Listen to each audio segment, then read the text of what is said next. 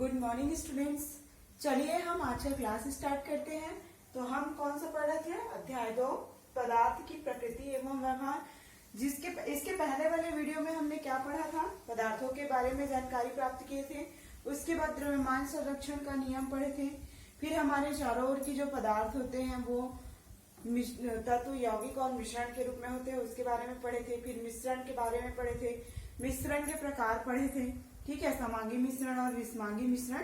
तो आज का हमारा टॉपिक है वो क्या है आपका? विलयन। तो विलयन आप लोग दैनिक जीवन में बात करूंगी। विलयन की तरह से बहुत सारी चीज आप लोग उपयोग करते हैं जो विलयन के रूप में आता है, जैसे नींबू का शरबत हो गया या फिर सोडा वाटर हो गया।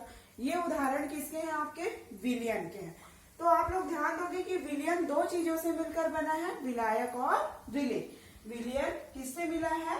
दो चीजों से मिलकर बना है, विलायक और विलेय। यहाँ पर विलायक का मतलब क्या होगा? जिसकी मात्रा अधिक हो। यानी मैं यहाँ पर एग्जाम्पल के रूप में क्या ले लेती हूँ? पानी।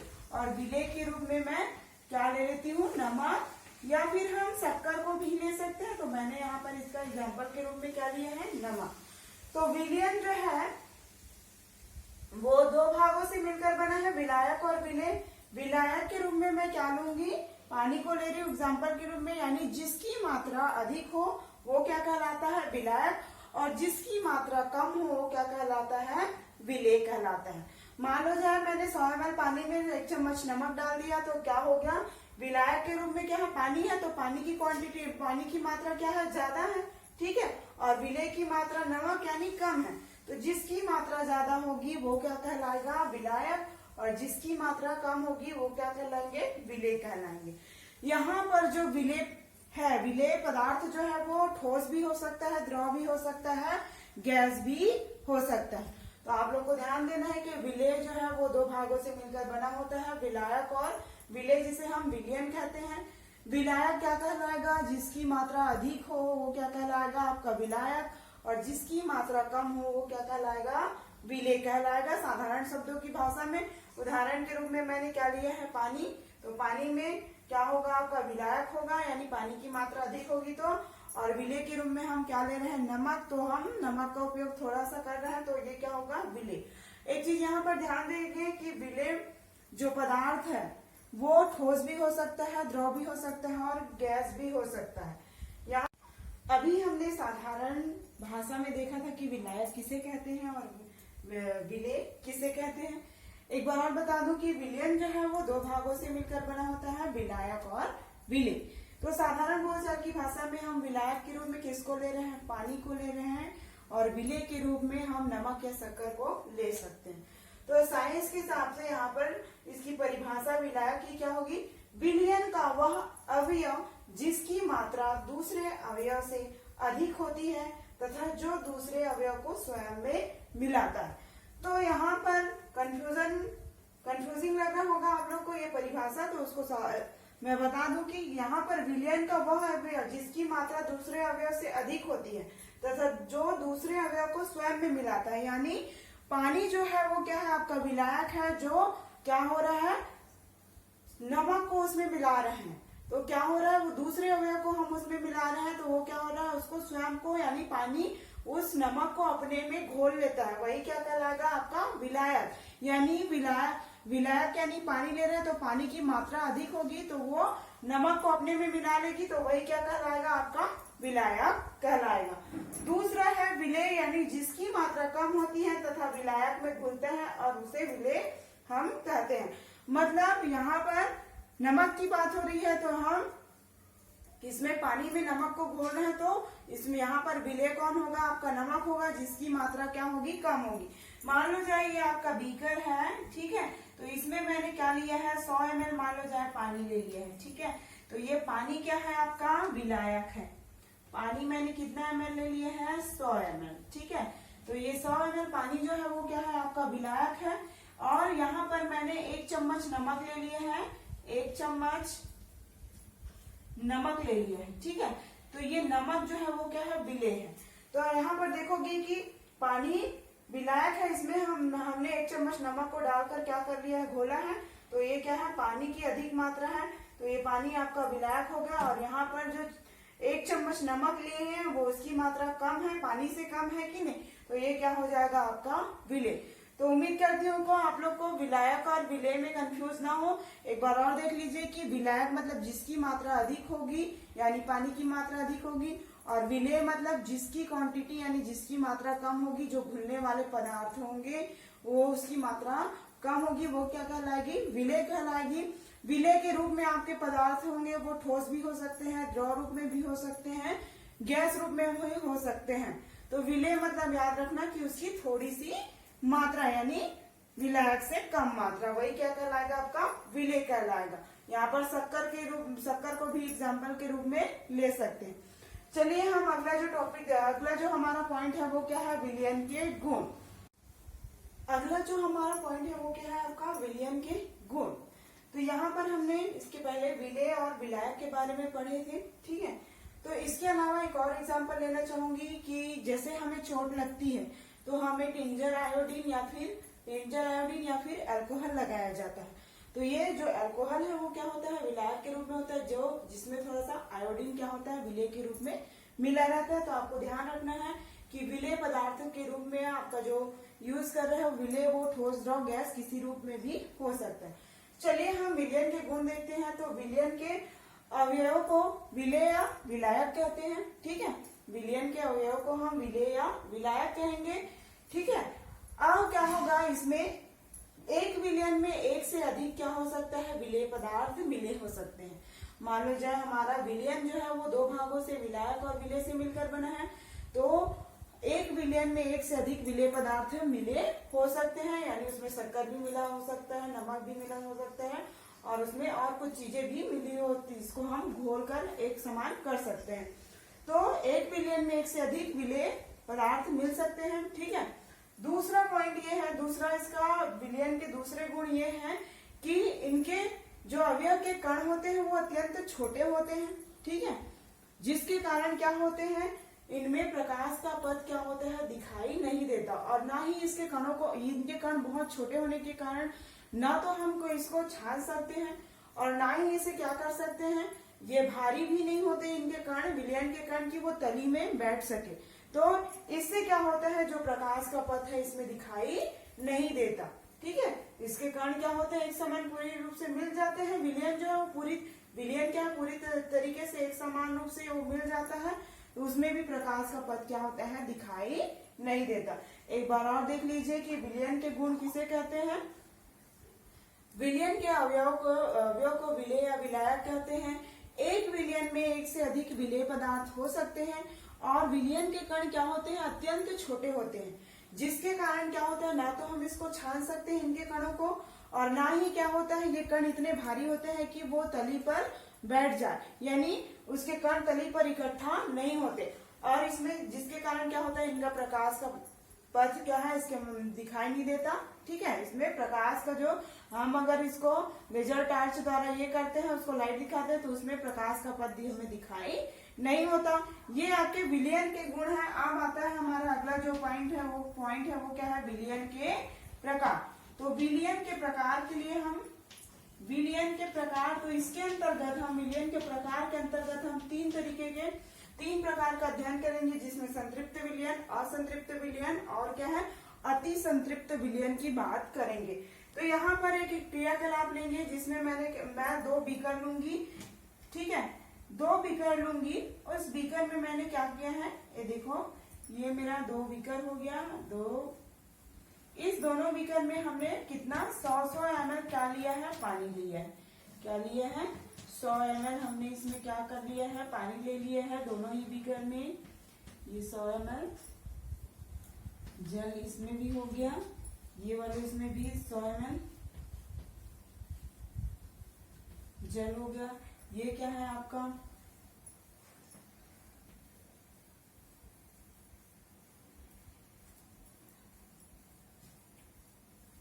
ये आपके क्या है, बीकर, इधर से ये आपका हो गया बीकर। तो दोनों ही बीकर मैंने इसको क्या नाम दे दिया, क, और इसको नाम दे दिया ख। इसमें मैंने 1 चम्मच क्या डाल दिया, 1 चम्मच नमक, और इसमें 1 चम्मच शक्कर। इसको हम एक क्रियाकलाप के माध्यम से समझेंगे कि विलयन के प्रकार में। तो सबसे पहले मैंने 2 बीकर लिए हैं, दोनों ही बीकरों में क्या किया है, 100 ml पानी लिया है। तो पहले वाले बीकर में यानी क वाले बीकर में मैंने 1 चम्मच नमक डाला है और उसको अच्छे तरीके से कांच के छड़ से हिलाया है। उसके बाद दूसरे वाले बीकर में भी 100 ml पानी लेकर उसमें 1 चम्मच शक्कर लिया है, उसको कांच की छड़ की सहायता से हम इसको हिला लेते हैं। उसके बाद इसको क्या करते हैं, इसमें तब तक नमक और शक्कर डालते रहते हैं, यानी दोनों ही बीकरों में अलग अलग, यानी इन दोनों बीकरों में तब तक हम नमक और शक्कर को डालकर घोलते जाते हैं जब तक कि ये घुलना बंद न हो जाए। यानी इस विलयन में जो नमक है वो घुलना बंद ना हो जाए और इस वाले बीकर में क्या है, जो शक्कर है वो घुलना बंद ना हो जाए, यानी तब तक हम उसमें शक्कर और नमक को डालते जाते हैं। कुछ देर पश्चात देखेंगे कि हम इसको स्प्रिट लैंप की सहायता से गर्म करते हैं, यानी इस बीकर को। तो हम देखते हैं कि क्या उसमें और जब हम नमक और जो शक्कर ऐड कर रहे हैं उसमें डाल रहे हैं वो घुलता है कि नहीं। तो इन प्रयोगों से यह निष्कर्ष निकलता है कि इन दोनों ही प्रयोग से एक निष्कर्ष निकलता है कि एक निश्चित ताप पर ही विलायक में जो विलेय पदार्थ है वो घुलता है जितनी की उसकी क्षमता होती है। यानी इस पूरे विलयन में, यानी विलायक क्या है, आपका पानी है, तो इसमें जो विलेय पदार्थ है नमक है वो एक निश्चित ताप पर, मतलब एक निश्चित ताप पर क्या होगा, कितना घुलेगा, जितनी उसकी क्षमता होगी, यानी विलायक की जितनी क्षमता होगी मतलब विलेय को घोलने की उतनी ही घुलेगी, उससे अधिक नहीं घुलेगी निश्चित ताप पर। ठीक है, ये दोनों ही प्रयोग से निष्कर्ष निकला है। शक्कर भी वैसी है कि एक निश्चित ताप पर भी इसमें क्या होगा, जो विलायक है वो विलेय पदार्थों को निश्चित ताप पर ही मतलब घोलेगा। एक समय ऐसा आता है कि ये घुलना बंद हो जाता है। क्या होगा फिर इन दोनों प्रयोगों से क्या निष्कर्ष निकलता है कि एक निश्चित ताप पर विलायक जो है वो विलेय पदार्थों को क्या करती है, उसके घुलने की क्षमता तक ही घुलती है। यानी विलायक का एक क्या होता है, एक पर्टिकुलर एक निश्चित वो होता है, मतलब घुलने की क्षमता होती है, वो अधिक से अधिक और विलेय पदार्थों को क्या कर सकता है, नहीं घोल सकता। तो इस प्रकार के विलयन को हम क्या कहते हैं, संतृप्त विलयन कहते हैं।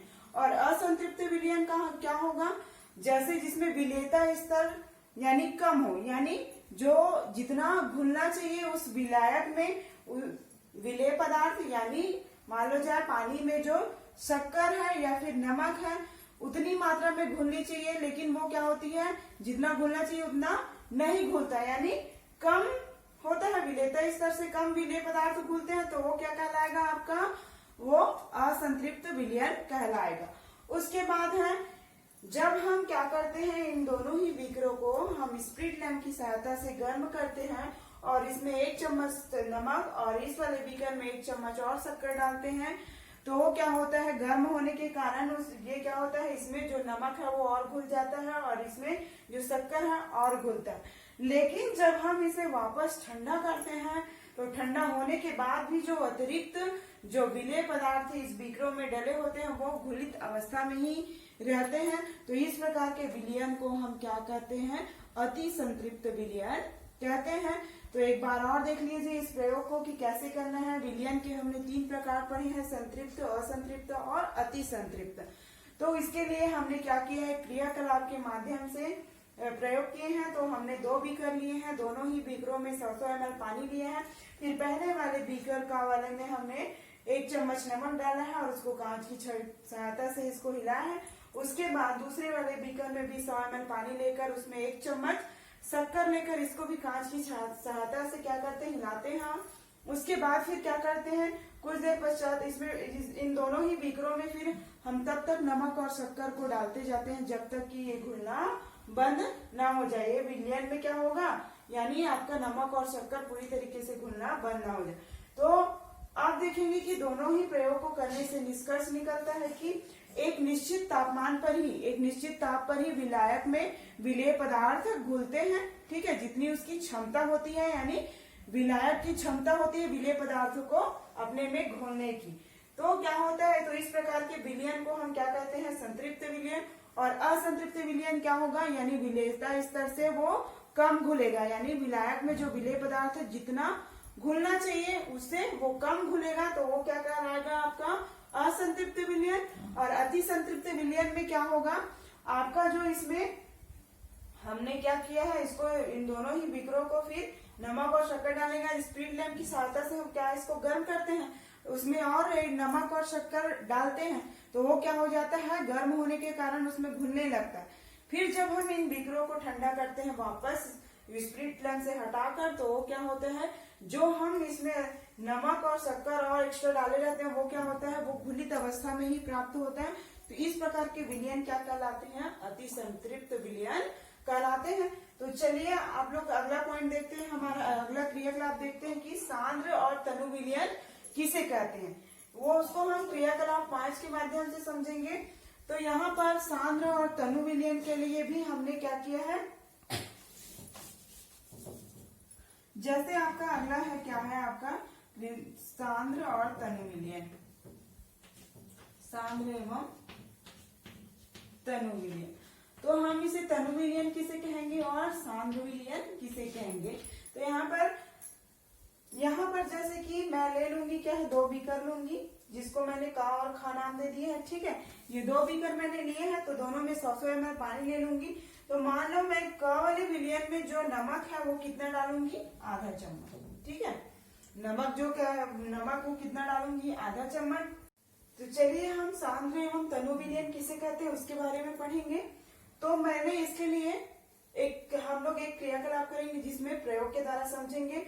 इसमें भी हम 2 बीकर लेंगे, जिसको पहले बीकर को मैं का नाम दे दूंगी, दूसरे को खा। आप लोग अपनी सुविधा अनुसार 1-2 भी कर सकते हो, ठीक है। तो इसमें भी मैंने 100 ml, दोनों ही बीकरों में 100 ml पानी ले लिया है। तो ये का वाले विलयन में मैंने क्या डाला है, आधा चम्मच नमक डाला है, ठीक है। इसमें आधा चम्मच और इसमें कितना, 2 चम्मच नमक डाली हूँ, ठीक है। इसमें 2 चम्मच नमक और इसमें क्या है, आधा चम्मच नमक। तो ये वाला जो विलयन होगा वो क्या होगा, आपका तनु विलयन होगा। और ये वाला जो विलयन है वो क्या कहलाएगा, आपका सांद्र विलयन कहलाएगा। यानी तनु विलयन में क्या हो रही है, विलेय पदार्थों की जो मात्रा है वो क्या हो रही है, बहुत ही कम है। यहाँ पर देख रहे हो नमक क्या है आपका, आधा चम्मच है, तो यहाँ पर 2 चम्मच। तो इस प्रकार का वाले जो विलयन है वो क्या कहलाएगा, आपका तनु विलयन, और खा वाला क्या कहलाएगा, आपका सांद्र विलयन कहलाएगा। अब विलयन की सांद्रता को कई तरीकों से हम प्रदर्शित कर, चलिए हम देखते हैं कि विलयन की सांद्रता, यानी विलयन की सांद्रता को कई तरीके से हम प्रदर्शित कर सकते हैं। तो इसके लिए हमारा क्या है, सूत्र है, विलयन की सांद्रता बराबर विलेय का द्रव्यमान बटे विलयन का द्रव्यमान गुणित 100। ये आपका पूरा क्या है, आपका फॉर्मूला है विलयन की सांद्रता निकालने का। तो मैं एक आप लोग को क्वेश्चन बताऊंगी जिसके हिसाब से इसी से रिलेटेड आप लोग का क्वेश्चन भी है यूनिट में। तो क्वेश्चन मैं पढ़ रही हूँ, 1 विलयन के 520 ग्राम विलायक जल में 40 ग्राम साधारण नमक विलेय है, तो विलयन की सांद्रता ज्ञात करना है। एक बार और क्वेश्चन देख लीजिए, 1 विलयन के 520 ग्राम विलायक जल में 40 ग्राम साधारण नमक विलेय है, तो विलयन की सांद्रता हमें ज्ञात करनी है। तो विलेय पदार्थ यानी नमक का द्रव्यमान, विलेय हमें कितना दिया हुआ है,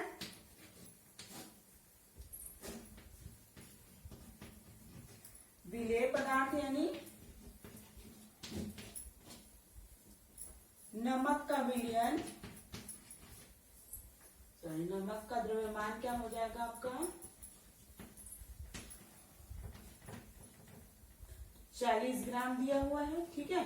नमक का विलेय यानी विलेय पदार्थ क्या है आपका नमक, तो नमक का द्रव्यमान कितना दिया है प्रश्न के अनुसार 40 ग्राम। फिर विलायक यानी पानी का द्रव्यमान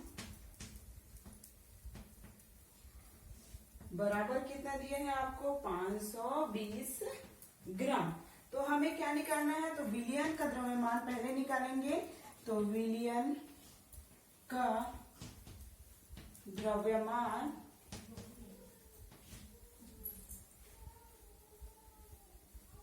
बराबर विलेय पदार्थ का द्रव्यमान,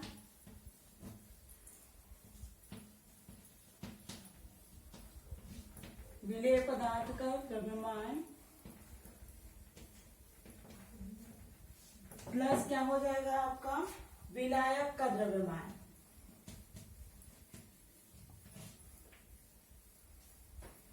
विलायक का द्रव्यमान। ठीक है, तो यहाँ पर आप लोग देखोगे, यहाँ पर देखोगे क्या दिया है आपका क्वेश्चन में, आपका क्वेश्चन अनुसार विलेय का पदार्थ यानी नमक का द्रव्यमान 40 ग्राम दिया है और विलायक यानी पानी का द्रव्यमान कितना दिया है 520 ग्राम। तो हम क्या निकालेंगे, पहले विलयन का द्रव्यमान निकालेंगे। तो विलेय पदार्थ का द्रव्यमान कितना दिया हुआ है 40, तो ये क्या हो जाएगा 40, और विलायक का कितना दिया है यानी पानी का 520। तो इसको हम जोड़ेंगे कितना 520 में हम 40 को, तो ये कितना निकल जाएगा 6 और 6 560 ग्राम। ठीक है, तो ये किसका निकला आपका विलयन का द्रव्यमान निकला। अब हम कौन सा फॉर्मूला लगा देंगे, ये वाला, विलयन की सांद्रता बराबर विलेय का द्रव्यमान बटे विलयन का द्रव्यमान गुणित 100, यही वाला आपका फॉर्मूला लगाएंगे। तो इसमें हम मान रख देंगे, तो विलेय का द्रव्यमान हमने क्या किया, इस सूत्र में मान रख दिया, विलेय का द्रव्यमान 40 और विलयन का द्रव्यमान हमने कितना निकाला 560 ग्राम। ठीक है, और ये आपका सूत्र, तो ये कट जाएगा, 0 से 0 कटा। ठीक है, फिर 2 से काट देंगे तो 2 एकम 2, ये 4 एकम 4, 4 एकम 4 और ये 0 आ गया, 4 एकम 4, 4 चौक 16। ठीक है, फिर 2 से कट जाएगा, 2 पंच 10, 2 सत्ते 14, तो ये क्या बचेगा आपका 50 बटे 7। ठीक है, इसका और इसका गुणा कर देंगे तो ये कितना आएगा आपको, इसको भाग देंगे तो 7.14%। तो जो विलयन की सांद्रता है वो कितना निकलेगा 7.14%। तो इस प्रकार से हम विलयन की सांद्रता इस सूत्र के माध्यम से निकाल सकते हैं।